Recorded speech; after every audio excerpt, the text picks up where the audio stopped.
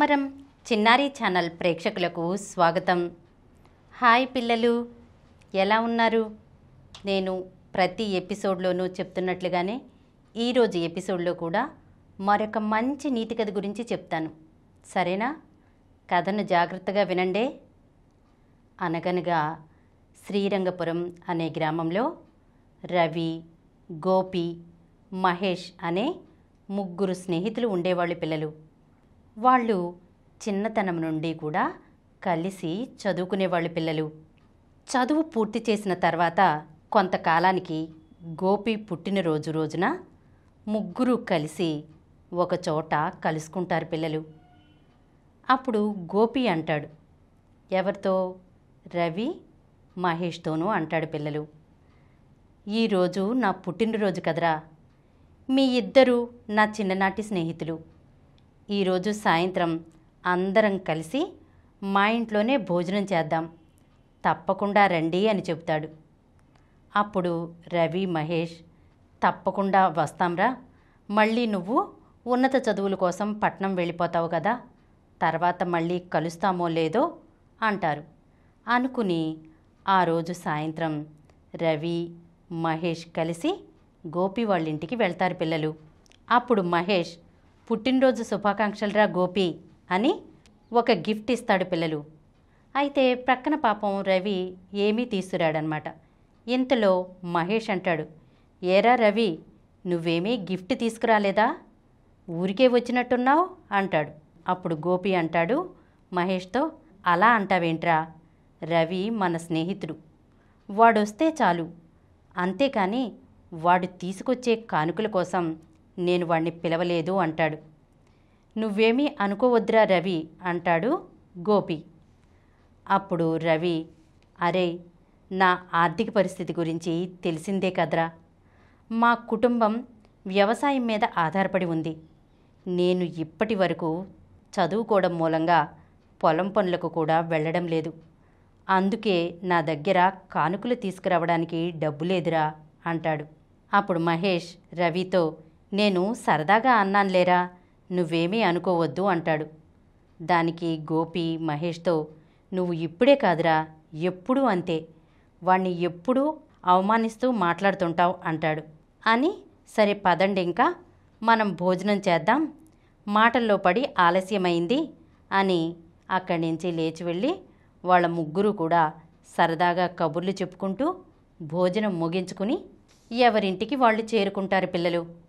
ఇక మరుసటి రోజు ఉదయం గోపి వాళ్ళింట్లో డబ్బులు, ఉంగరం కనిపించవు పిల్లలు. గోపి చాలాసేపు వెతుకుతాడు, కానీ ఎంతసేపు వెతికినా కూడా కనిపించవు. అప్పుడు గోపి ఇలా అనుకుంటాడనమాట, నా గదిలోకి మా ఇంట్లో వాళ్ళు తప్ప ఎవ్వరూ రారు. నిన్న రవి, మహేష్ వచ్చారు, వాళ్ళిద్దరిలో ఎవరైనా తీసుంటారా?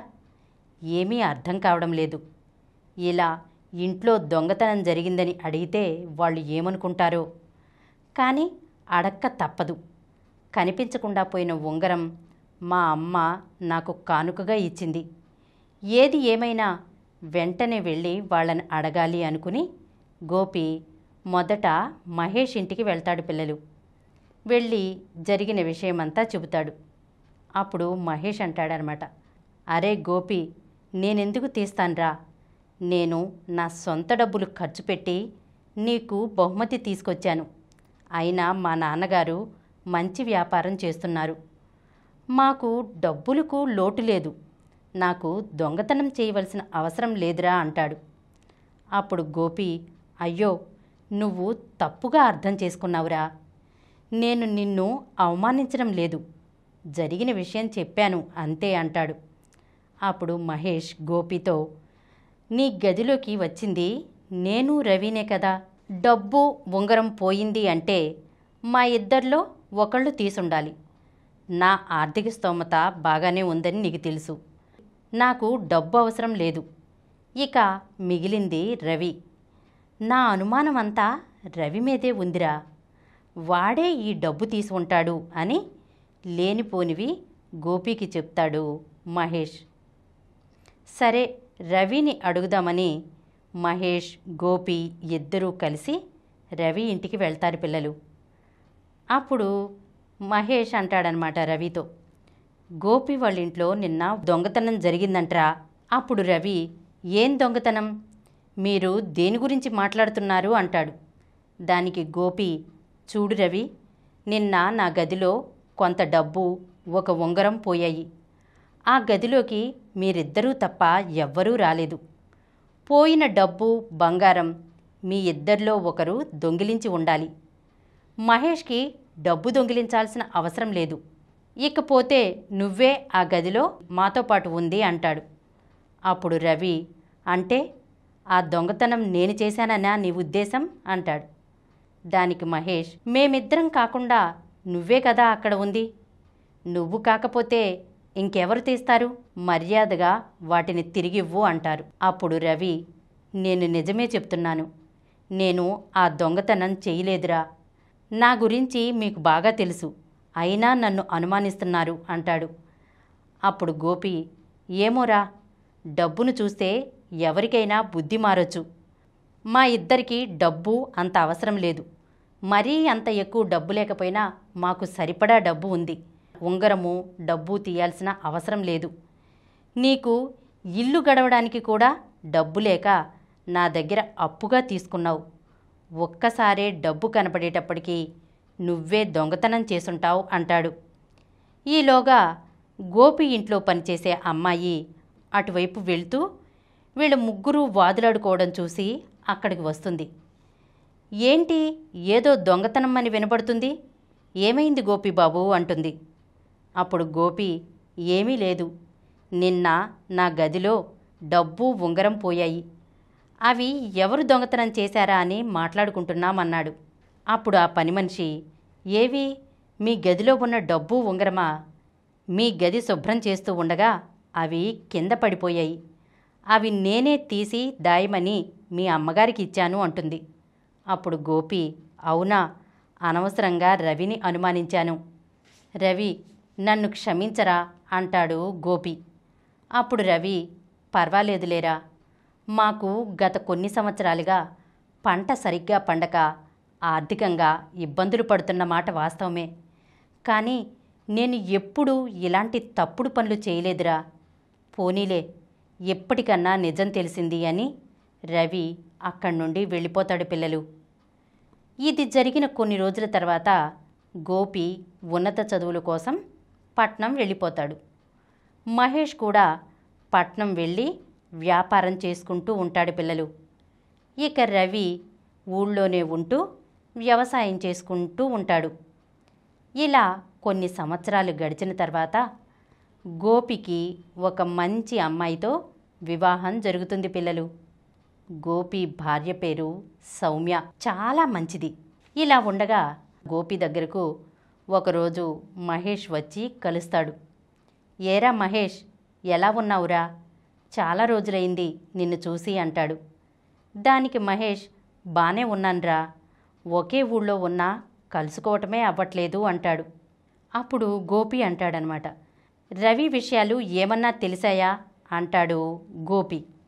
అప్పుడు మహేష్, వాణ్ణి కలిసి చాలా రోజులైందిరా, వ్యాపారం పనుల్లో బిజీగా ఉండటం వల్ల మన ఊరు వెళ్ళడానికే అవ్వట్లేదు అంటాడు. దానికి గోపి, అవునరా, ఊర్లో మాకు ఇల్లు ఉన్నా మాకు అక్కడికి వెళ్ళడానికి కుదరట్లేదు. ఇక్కడ ఉద్యోగం, ఇల్లే సరిపోతుంది అంటాడు. అప్పుడు గోపి మహేష్తో, ఏరా, ఏదైనా పని మీద వచ్చావా అంటాడు.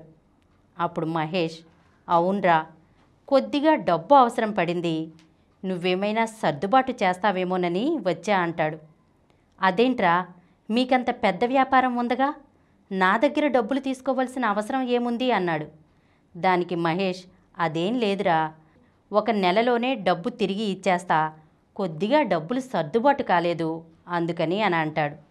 అప్పుడు గోపి, ఎంత అవసరం పడుతుందేంటి అంటాడు. 5 లక్షల రూపాయల వరకు కావాలిరా అంటాడు.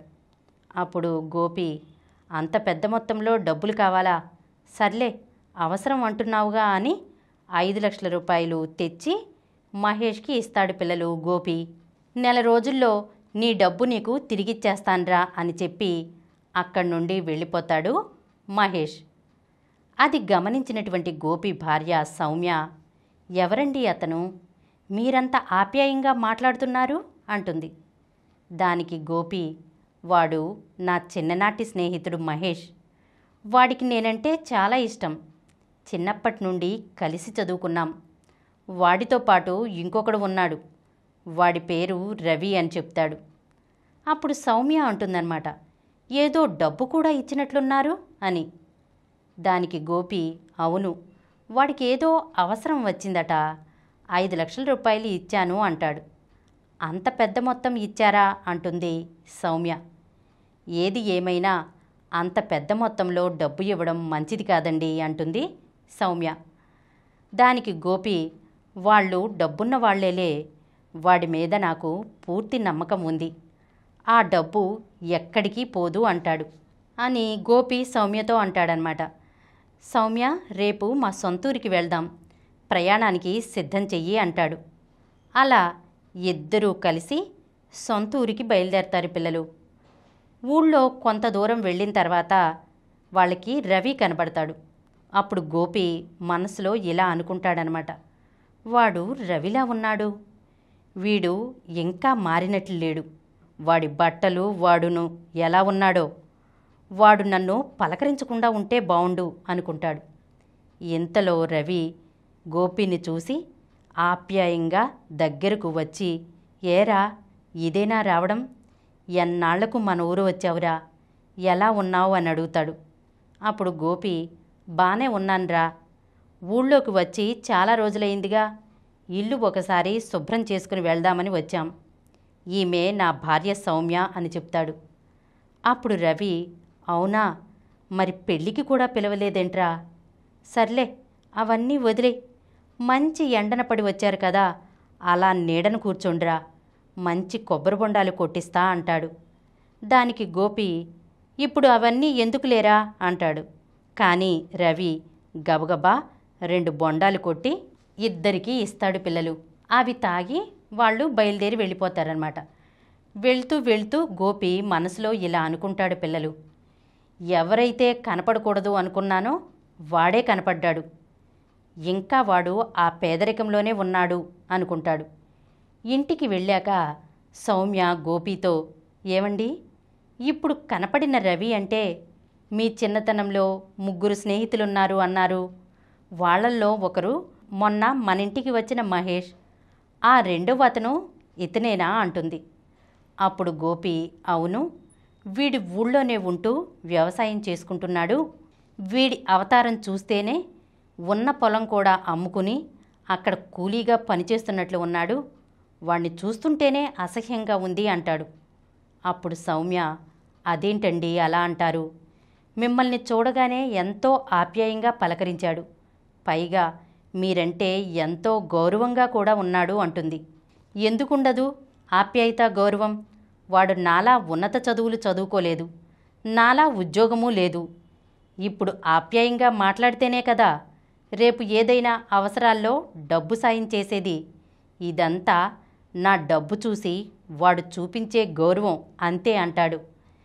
మీ చిన్ననాటి స్నేహితుడంటున్నారు, కానీ అతని ఆర్థిక పరిస్థితి బాగోలేకపోయేసరికి తక్కువ చేసి మాట్లాడుతున్నారు, మీరిలా మాట్లాడటం నాకు నచ్చలేదు అంటుంది.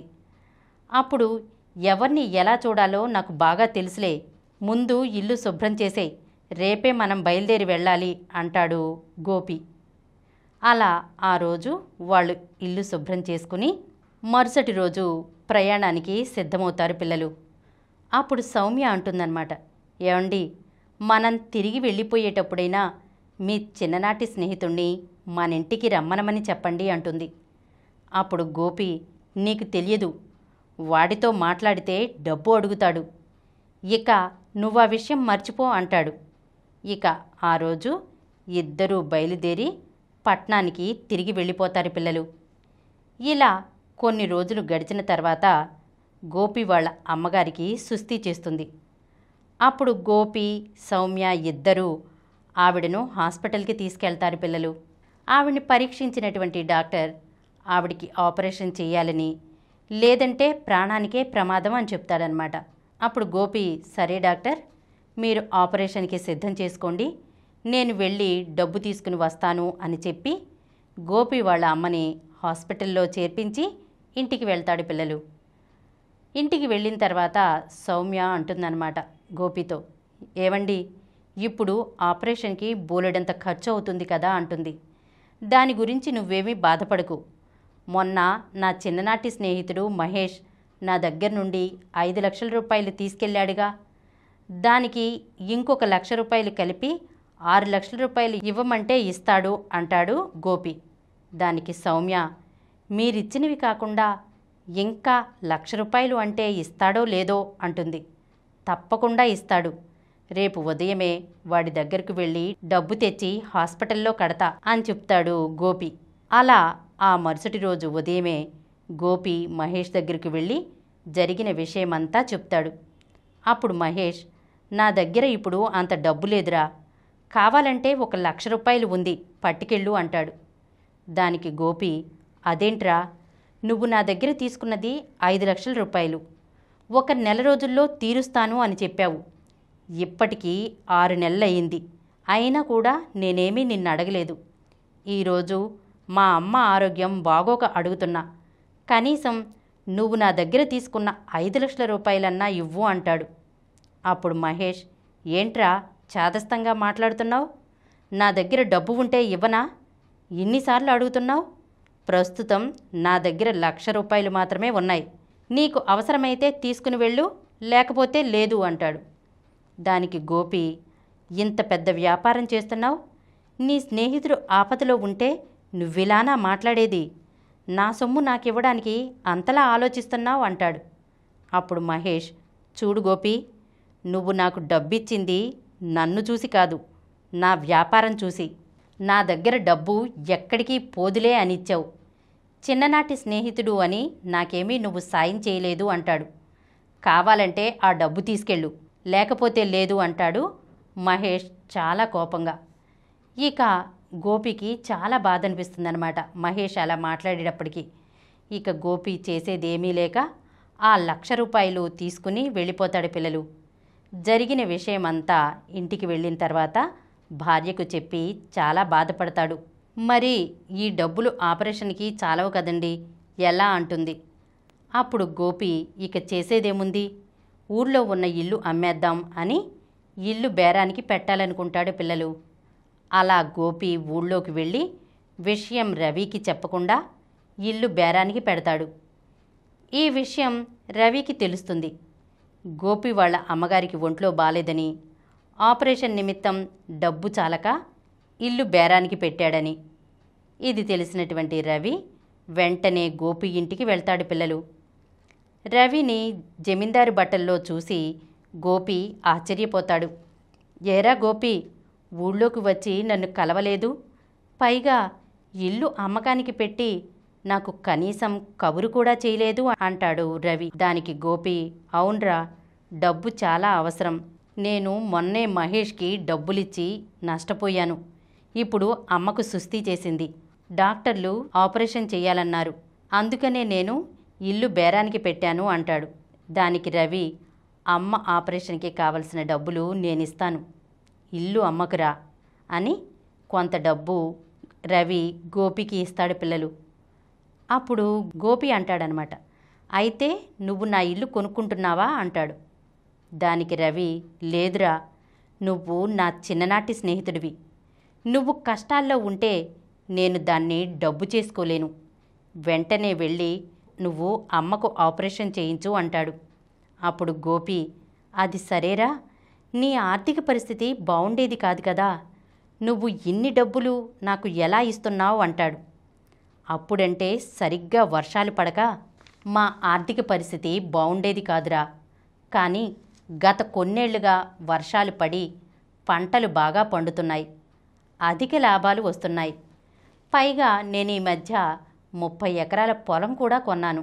మనం ఆ విషయాలన్నీ తర్వాత మాట్లాడుకోవచ్చు, కానీ ముందు వెళ్ళి అమ్మకు ఆపరేషన్ చేయించు అంటాడు.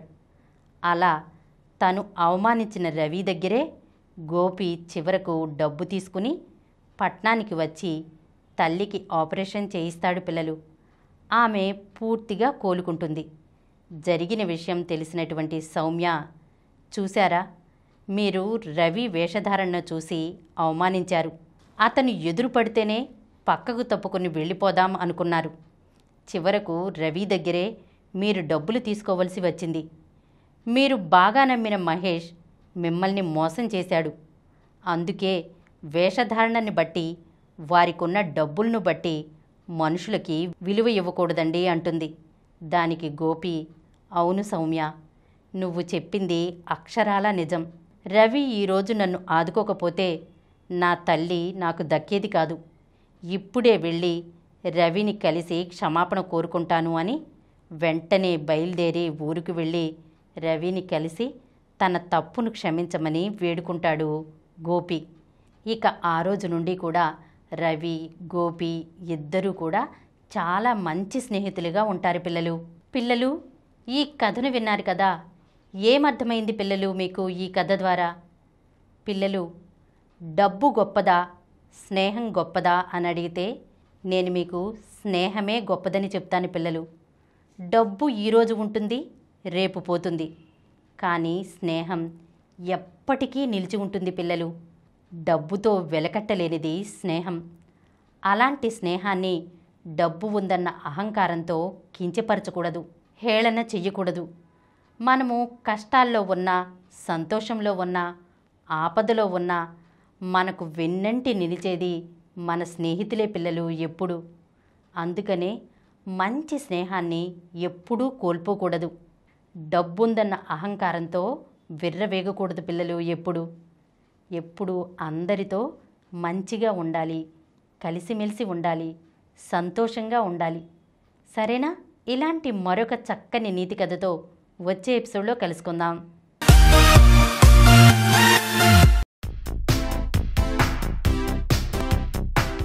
ఈ కార్యక్రమం మీకు ఎంతో నచ్చింది కదా?